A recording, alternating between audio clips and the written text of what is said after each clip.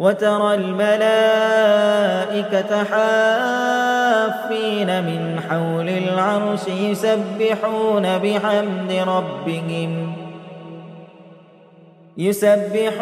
بحمد ربهم وقضي بينهم بالحق وقيل الحمد